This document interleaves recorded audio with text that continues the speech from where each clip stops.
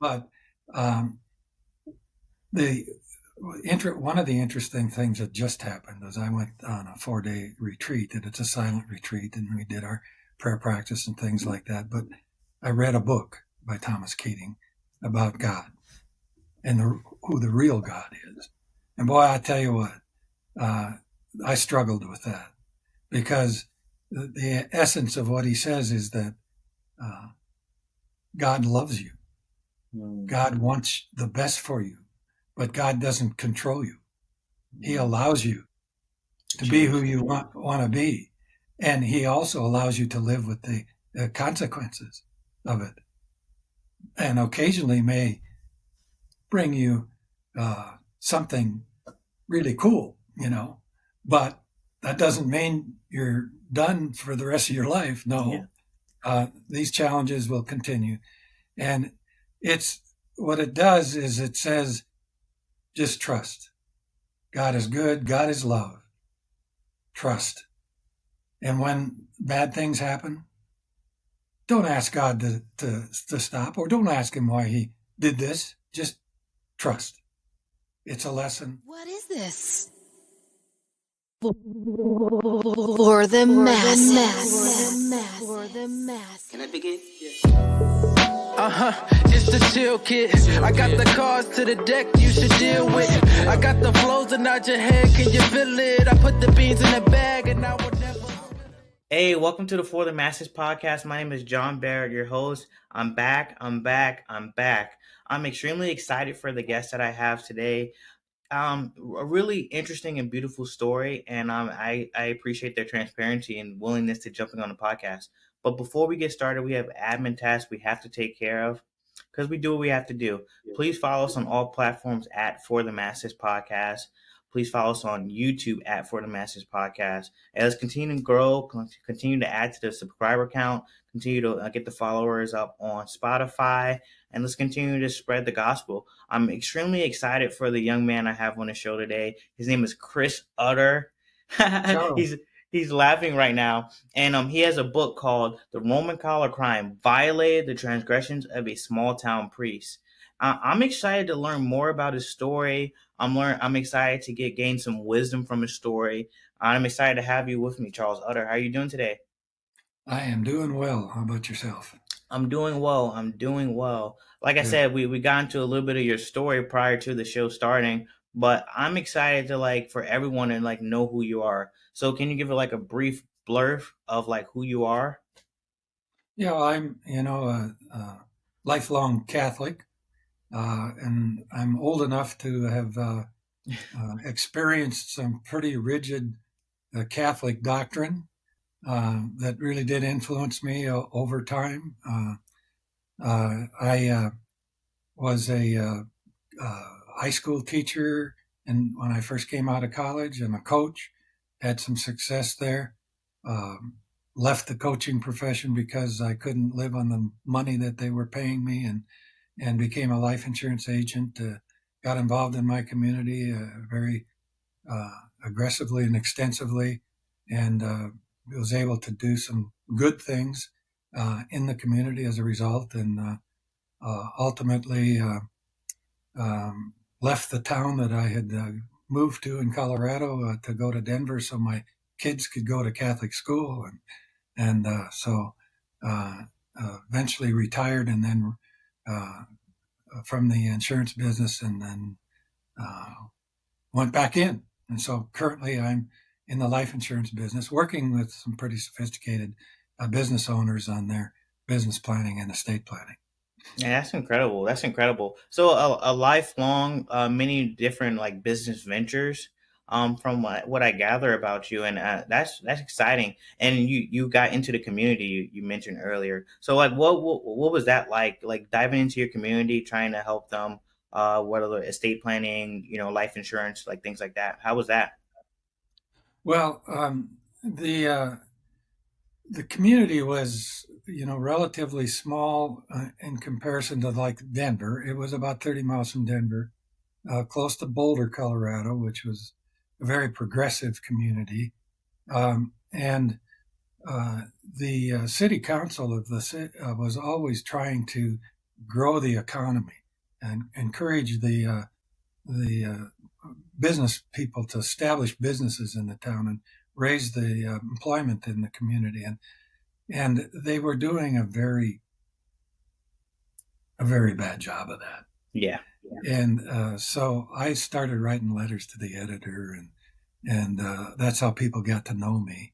Yeah. And then I ran for city council to try to help address this issue. I fortunately didn't get elected because it would have been a disaster time-wise and things like that. But that introduced me to some of the more prosperous community members, business owners, and things like that. And so I was able to involve myself in city, what do you call them? Excuse me. Like your city council? Yeah, the city council committees. That's what I was trying to think. The various committees in the city. And then, I just got to be known more and more. And we had, especially after I was defeated in my election, it became clear to me that there was that the business community was really divided and really upset with what was going on. And it made it difficult for the community to progress. And so I suggested that in order to rally people around something in the community, we should start a community foundation. And even though we were told that we were too small of a community to do that, we were successful. It now has $20 million in it and gives out about $1.5 million a year to the needy. And it's really an asset to that community. I don't live there anymore. I'm not involved in that anymore. But that was really the thing that launched me as a presence in the community and really helped my business. That's a blessing for sure. And, it seems like you have a heart for your community and governance. And that seemed to have started from a young age, given what your book is about. So can you give everyone listening a brief synopsis of your book and as we go deeper into it? Right. Well, I was 8 years old when the priest came to my town, and my sister was a senior in high school. So I had 7 siblings. All of us had experiences with this priest. He left in 1974, so he was there for 20 years, and he was a sexual predator. And he started his predations, I might call them, almost immediately when he came to town. Catholic priests are not allowed to marry, and so having children is pretty much out of the question, right? Well, yeah. This priest had a child with a student that had just graduated from high school within a year of his arrival in the community. That was hidden. Nobody ever found out about that. In fact, I never found out about that until I started writing the book. A good friend of the individual that had the baby called me and said, "Hey, you apparently don't know something here." So that was the start of it all. And he not only was a sexual predator, but he was a thief. He took money out of the offertory, and because of a special relationship that he had with a college classmate that was the head of the finance department in the Archdiocese of Los Angeles, and who knew Joe Kennedy really well. Joe Kennedy was pumping and dumping oil stocks in Alaska in those years, and the priest got these trades, and it was a fraudulent activity, and so it didn't last very long. But those who got in early made a huge amount of money, including the Archdiocese of Los Angeles and this priest. And when he got out of that, then he invested in J.D. Searle and Company, the founder of the birth control pill. And here's a Catholic priest investing, and making a fortune in the stock of the company that owned the birth control pill. Wow. He tripled his money in 3 years, and then had a stake that he used to stifle criticism in the community, because as you can imagine, in a small community, when he was abusing women in the parish, there was rumors all around.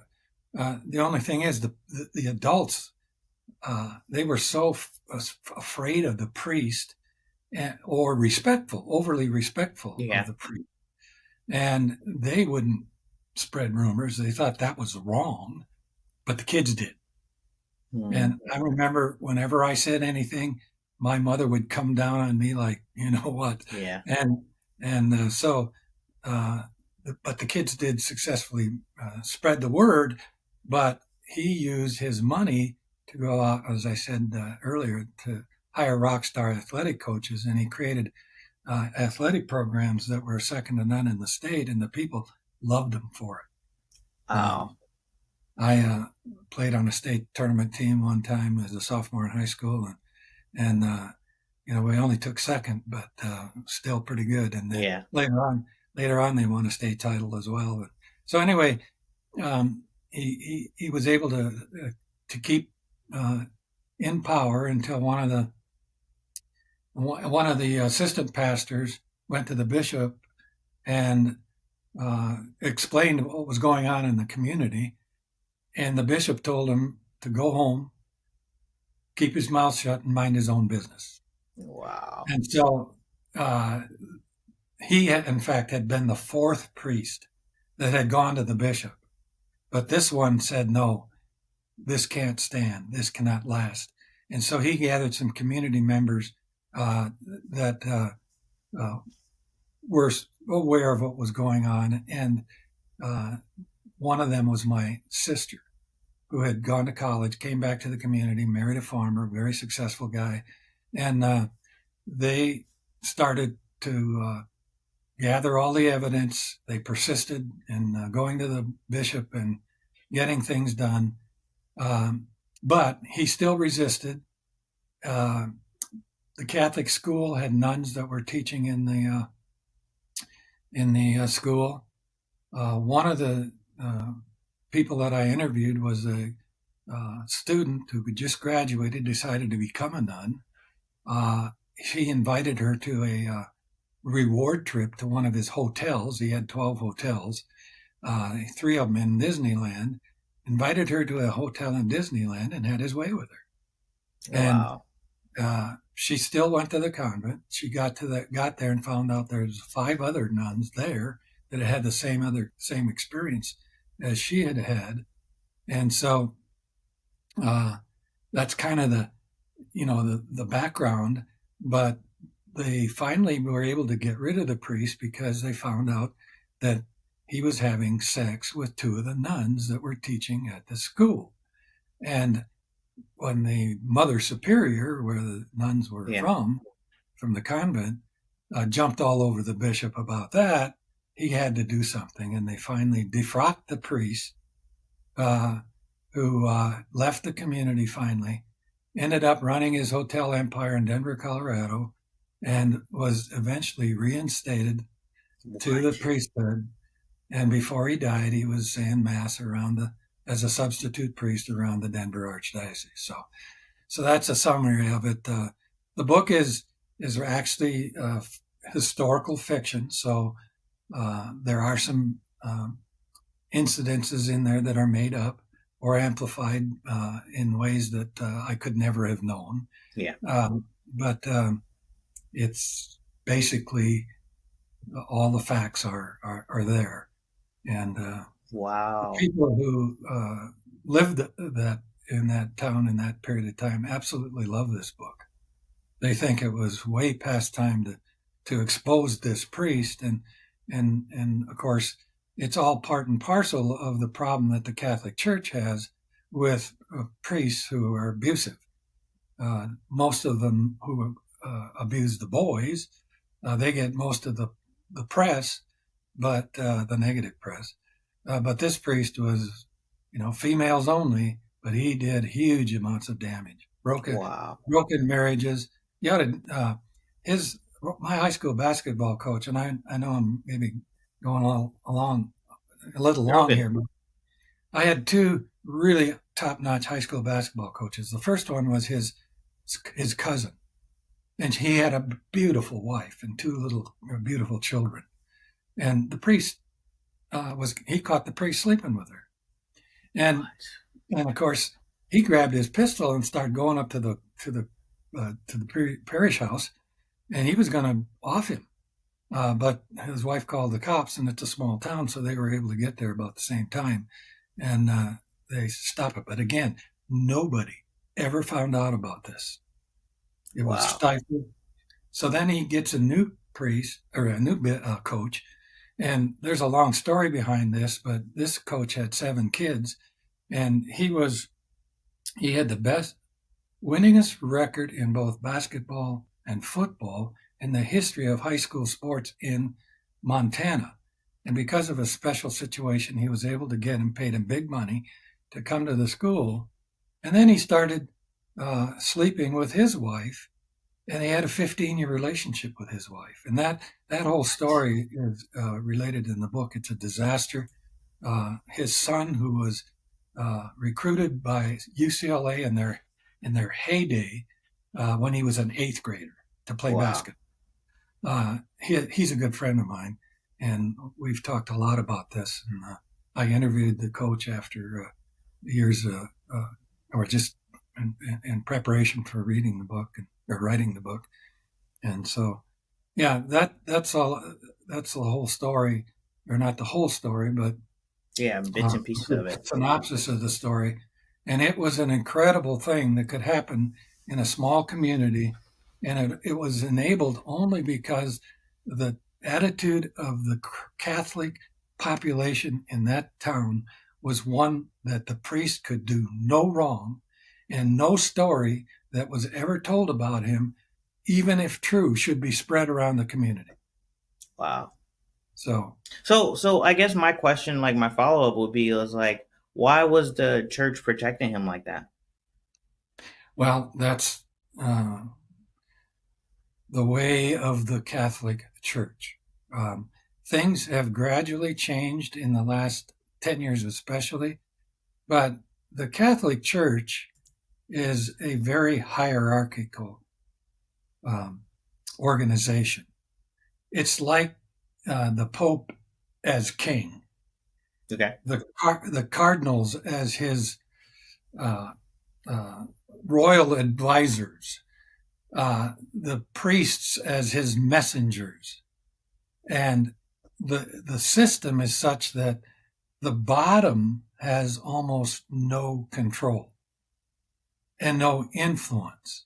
A priest, in order to influence a bishop, who would then influence a cardinal, who would then influence the Pope, has almost no chance of being successful unless he does something that really sets him out as a outstanding individual of special insights or something like that. Then they can gradually become more and more influential. But it's a top-down organization, and its primary goal, and this is an opinion that's shared by many, is to stay in power. So there's no questioning.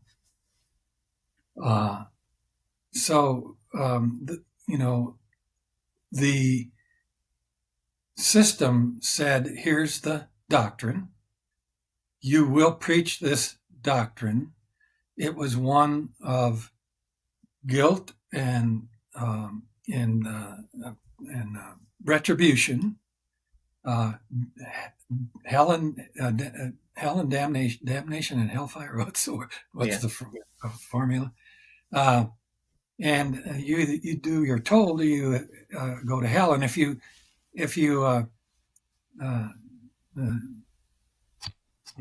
sin, you go to confession, And if you don't go to confession, it becomes a mortal sin and you're condemned to hell. And there was just no questioning. And so the priest was able to get away with anything that he wanted to. Wow. So this guy, why did he come to your town? Like, why did the priest come to your town? Was he assigned there by his order, or like, what was the reasoning? Yeah, well, the bishop was in control. The bishop in Bismarck, North Dakota, was in control. And he had done pretty well as a pastor in smaller communities without a school. And he just had a reputation with the bishop that he was the kind of guy that could get things done. And in some respects, he was a very talented and smart person. Yeah. When he came into the community, the church was a wreck. I mean, it was an embarrassment to be in there. I mean, if the wind blew, you knew about it because you were getting the breeze inside the church. Yeah. It was old church. So he came into the community and immediately started and built a new church, a new high school, a new parsonage. I mean, he was able to get these farmers and businessmen in the community to donate significant amounts of money, and in fact, so much so that it hurt. But he was the priest, and he had the power, and he asked. He didn't just ask from the pulpit. He went out to the community and the farms, and a lot of times just demanded that they do this, and if they didn't, they were on his list, and sometimes got negative publicity in the Sunday Bulletin. So he was, really aggressive that way. But again, he was the priest. He was not to be questioned. He was not to be criticized. And so he was able to get away with it. And then when the rumors started coming around in the community, he was able to stifle them by creating this hugely successful athletic program. Wow. So people respected him because he was a priest. People loved him for what he did in the community and for the sports teams. So when scandals or things like that people maybe thought, or even they knew from firsthand, it just like stopped there and the town was just quiet about it. That's correct. Again, except for the kids. Except for the kids. Yeah. I heard an interesting story once. After I wrote the book, I wish I had this before I wrote the book, but there was a Catholic school and a public school, right? Mm-hmm. And the public school kids were our friends typically, at least in the summertime. We were kind of prohibited to even be with them during the school year. But anyway, they would spy on this priest, and they would go window peeking. There's one story where they saw him in the house with a woman, undressing a woman, and they actually got caught. I mean, he somehow looked out the window and saw that they were out there, and so then he went out of he kind of suspected apparently that they might have more mischief up their sleeves, so he left the house, went into his garage, and he had a safe in his garage. And he pulled out a cigar box full of cash. Now, I have no idea, just to make sure it was still there or whatever, but these kids witnessed that. And one of the other parts of the story that I haven't told you is that he was caught 3 times by police in remote areas of the Montana and Colorado and North Dakota and those areas, with grocery bags full of cash in his car. That's how he traveled and entertained his ladies as he was moving around the country.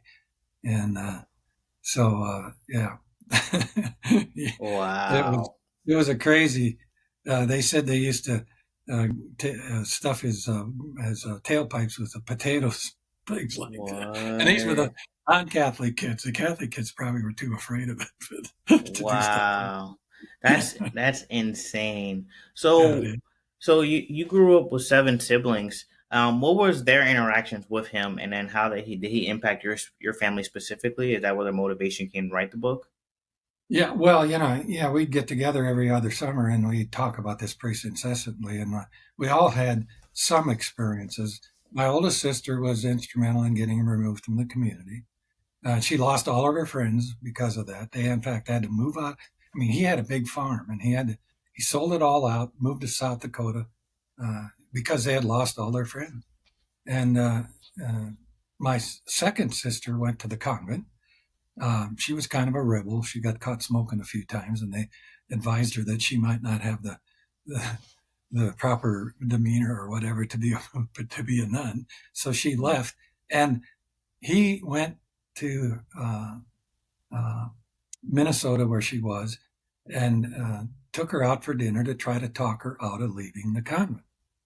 But at the end of the meeting, he invited her to his hotel to say the rosary. And she was too smart to fall for that, because he would have attacked her physically if she'd have done that. And I don't know how she knew, but she just she had the feeling, and she didn't go. My third sister, I don't know her any individual experience, but all of us were in religion class with him every week. And he was a dictator, and he was a control freak, and he would question kids about who they were dating and what were they doing on their dates and why were they breaking the rules, and it was awful. He would pick on kids, and so we were all impacted one way or another. My fourth sister was going out with a star football coach, a football player who ended up being a college football star and came back later on to coach at the school.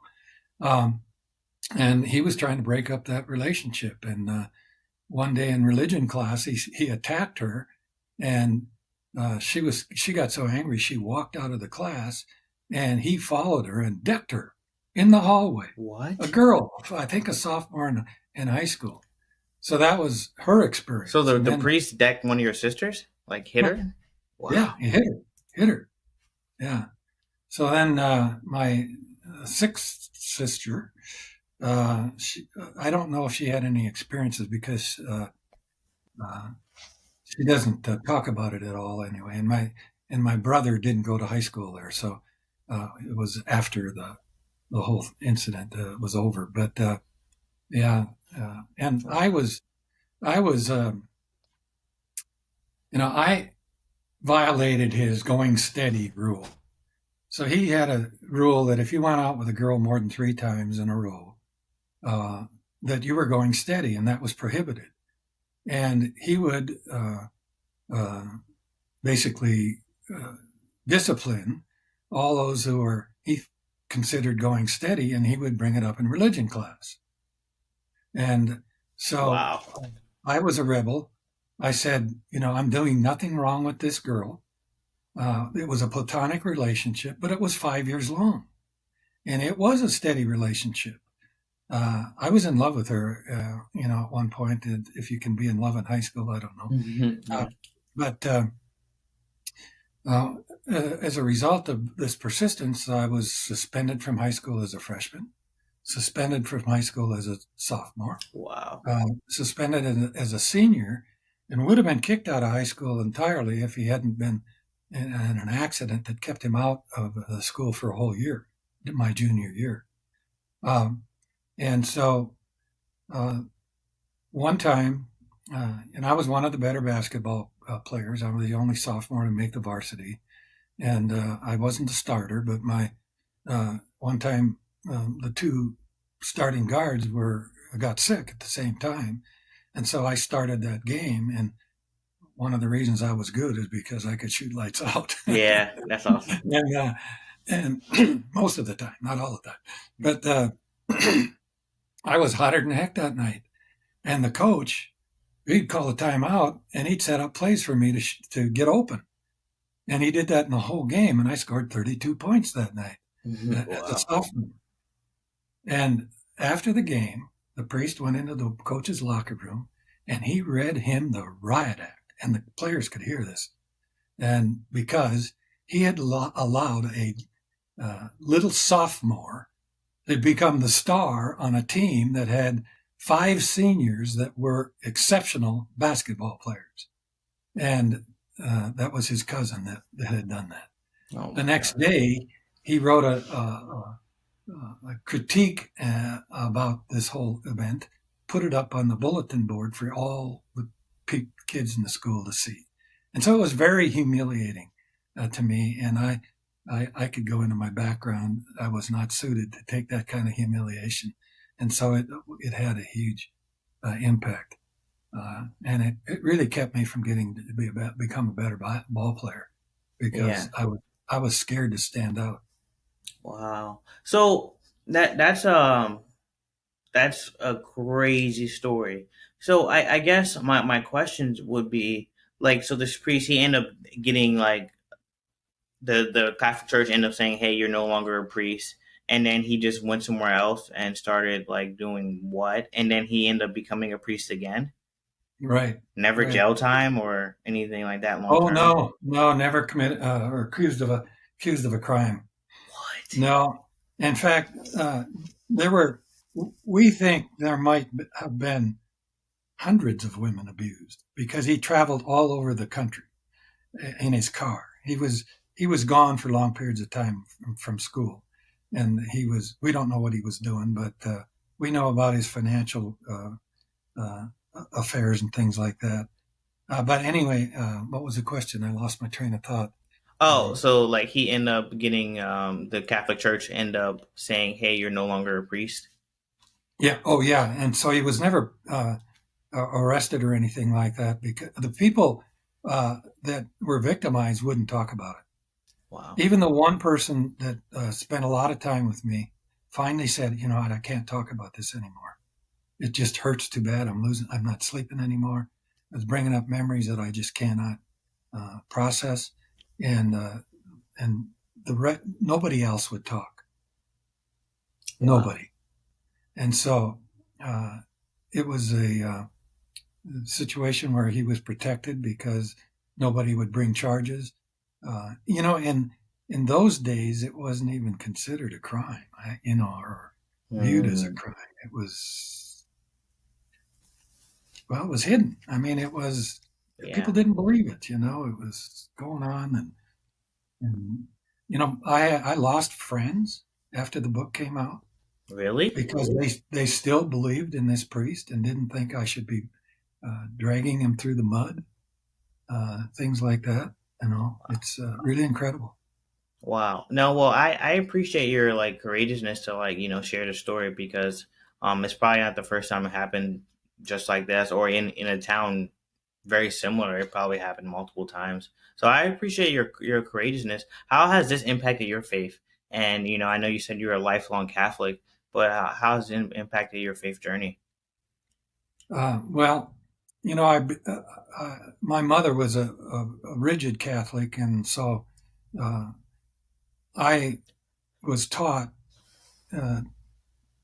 that the Catholic Church is the only true church, and that the rules that were laid out must be followed.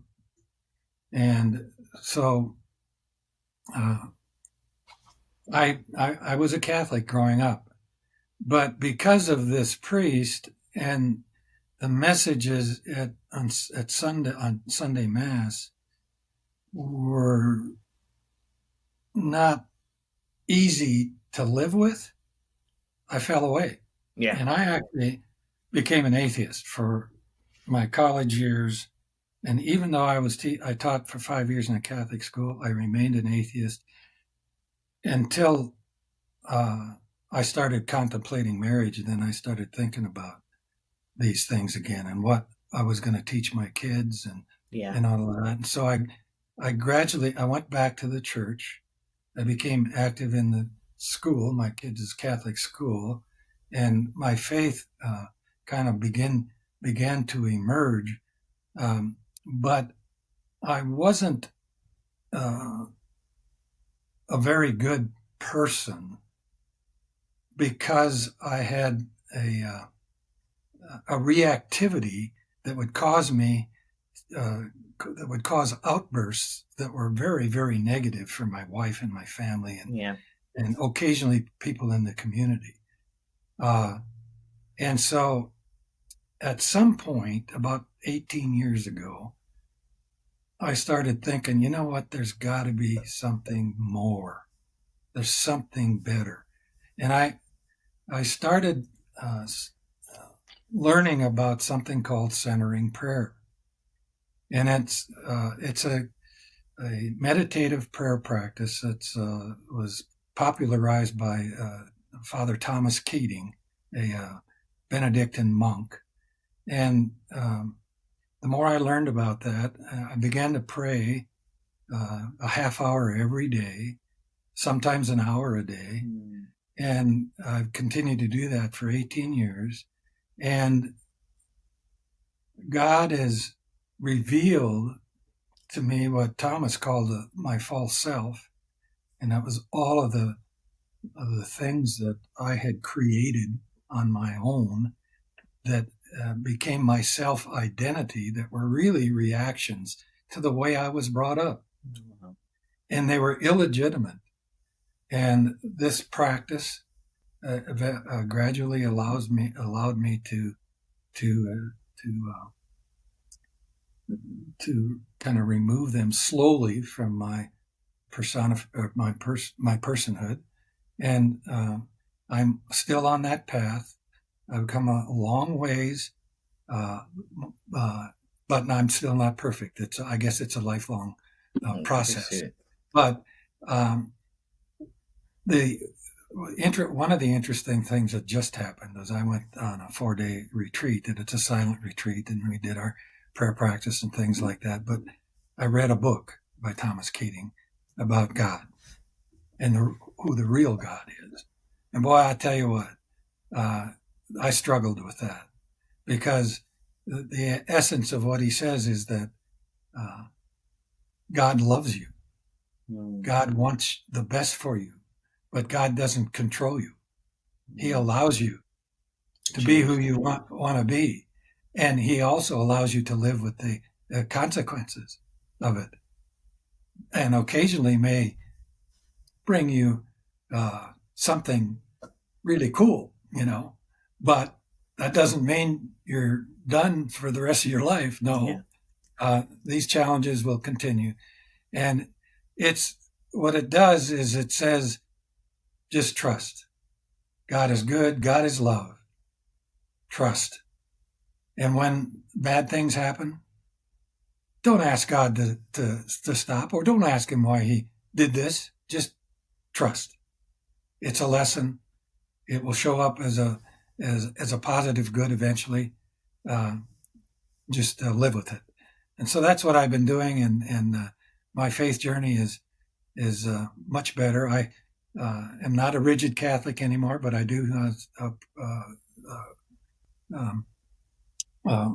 go to the Catholic Church, not every Sunday. I go 2-3 times a month, but I'm not into the mortal sin thing because I'm violating church rules. I'm more open to, God. Now, one last thing I did at one point when I was beginning to come back to the faith, I read the Bible from cover to cover. That's awesome. I was searching. Yeah, absolutely. It sounds like you had your own prodigal son story. And the thing about it is, I feel like we all have the bits and pieces of that story in our stories. So I appreciate your transparency, and so you raise your children Catholic, and they're still in their faith today, or? No, that was part of who I was. I was really reluctant to spread the faith, even to my kids. I sent them to Catholic school, and I thought they would teach them the faith, but I didn't do that. We didn't. And so my son is one of the most beautiful people you'd ever meet, but he's open to starting to go to church again. He's in his late 40s or mid 40s. Um, so in other words, he's not totally alienated. My youngest daughter is, kind of a lost soul when it comes to the faith. And my oldest daughter has become what I call a fundamentalist Christian. But it brought up her kids. They're good Christians. So That's awesome. To me, that was a positive. Yeah, absolutely. And that's a blessing. Like, Charles, I appreciate you, taking the time out to jump on the For the Masses podcast. Everyone listening, it's a beautiful story about, just Charles's story in general is beautiful. But everyone listening, if you can get his book, Roman Collar Crime Violated: The Transgressions of a Small Town Priest. And, anything else you want to say about the book or about that, Charles? Well, I could go on in the book, for hours, but it's on Amazon. Okay. So it's available either by paperback or by Kindle. And so, yeah, it's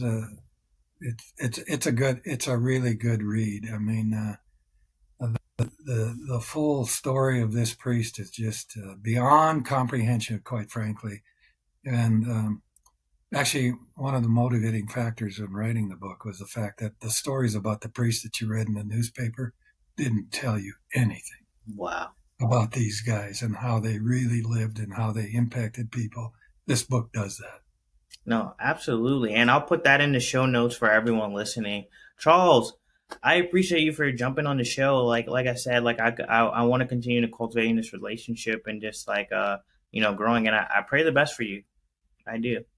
Well, thank you very much. And I enjoyed being here, and good luck to you as well. Hey, thank you, my brother. And we'll talk soon. Have a blessed one.